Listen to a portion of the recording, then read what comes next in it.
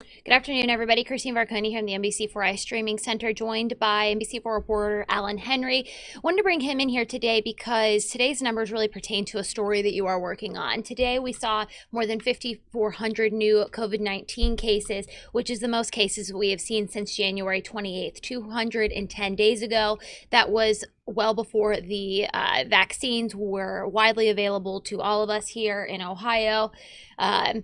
And these numbers just keep climbing this week. And it kind of leads into your story of Ohio Health stopping elective surgeries that require overnight stays at some of their hospitals. Alan, what have you learned today by talking to hospital administrators? What is Ohio Health saying about these numbers that do continue to climb?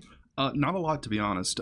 We have reached out for comment from a lot of them. We've received some statements, but everybody's too busy dealing with this insurge of COVID patients to actually do interviews and talk to us about this situation. They did have press conferences last week warning about this kind of almost perfect storm, to put it that way, of things that we're seeing here. You know, kids, college students, they're all going back to school. We've got the Labor Day holiday coming up.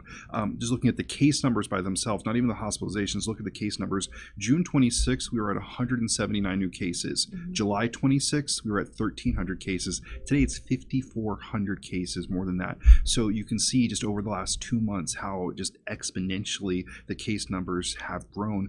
That, of course, also then leads into the hospitalizations that we're seeing. And I was told today by the head of the Central Ohio Hospital Council that the next few weeks are definitely going to be critical, because as we know, those case numbers come first and then the hospitalizations come. I can tell you right now with my reporting that last week Central Ohio hospitals were 93% full. This week they're 96% full, and the case numbers, they aren't going down, they're only going up, and they're going up dramatically. So it stands within reason to see that we're going to hit that capacity limit, if not in the next couple weeks here, unless something changes. Okay, Alan. Yeah, so I want to correct myself. I said more than 5,400 cases. We were 5 shy of 5,400 cases. So 5,400 cases. That 21-day average is creeping up quickly on 3,000, which again, we had very close to under 100 there for a while. Did you say back in like early to mid-June, Alan? Yeah, 2 months ago exactly. It was about 179 cases in June 26th. It was about, let's see here, more than 1,300 in July, and now about 5,400 today. So this is a look at the dashboard right now that Alan is referring to. Yeah, so just you just go through and see here the same date, the 26th, June, July, and August, where what has happened with this Delta variant over the summer.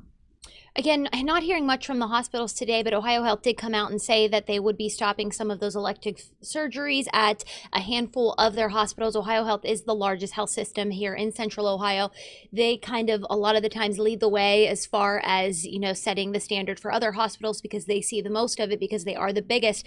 Talk to other hospitals as well. What did Ohio State and Mount Carmel, Children's, what do they have to say about their bed capacity? So far, this is not what they want to see, but they are keeping an eye on the situation. They haven't made any decisions about these elective procedures yet. Ohio Health is taking the first step in pausing some procedures in some locations. This isn't what we were seeing last March at the beginning of the pandemic, where it seemed like it all happened in one fell swoop. That also had to do with some of the state mandates, obviously. But you know, everybody kind of all at once had to stop all the elective procedures. This is only impacting for Ohio Health.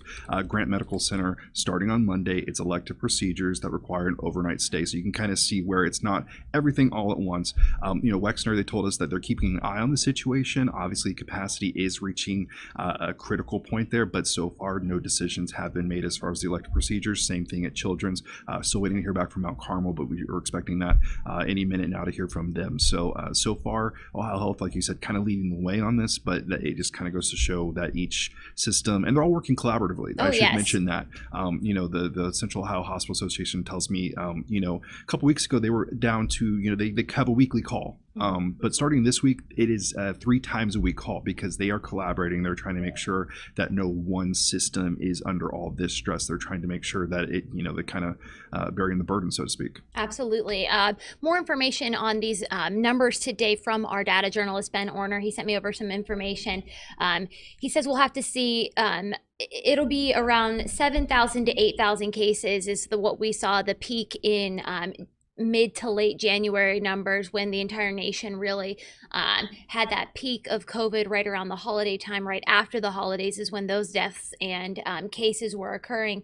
The week of January 28th, Ben says we saw 31,500 cases. We had 21,200 cases last week, and currently with today's numbers we are sitting at 16,887 cases with 3 days to go. So it looks like if the numbers keep going up the way they have throughout the week, that we are going to unfortunately surpass that 21,000 cases, but not make it to those 31,000 cases, which is of course a good thing. And but what's not a good thing is what Alan was talking about, is the hospital situation. So for those of you who are just joining us, Alan, let's go over what the hospitals are doing again, and then we'll wrap it up, because I know you have a lot to do to get ready for tonight's shows. Lots of numbers coming at you. Yeah, so again, Ohio Health is pausing some elective procedures, the ones that require an overnight stay, starting on Monday at Grant Medical Center.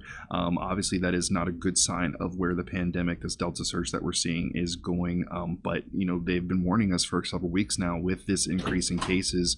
Like I said earlier, we saw, we're in the 100 cases, less than 200 cases on this day 2 months ago. Then it was about 1,300 a month ago.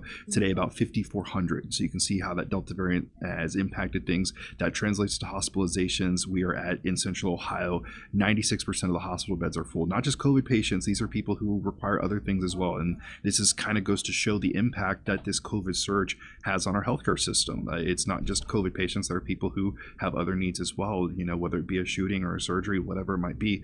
Those beds need to be open. And right now, 16%, I believe, in Central Ohio, the number is, of those beds are COVID patients. About 6 weeks ago, it was 1%. So that just kind of shows this massive influx that they've seen and are dealing with and are trying to figure out how to handle. All right, guys, we'll have more information coming up. I'm sure we'll hear from doctors who are, going to tell us, as they have continuously told us, that the best way to prevent the spread of COVID-19 is to get the vaccine.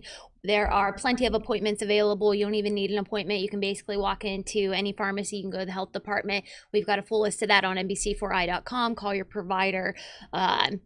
And we will talk to you guys later. Thanks, Alan, so much for being with us today. We'll continue to follow this on NBC4i.com.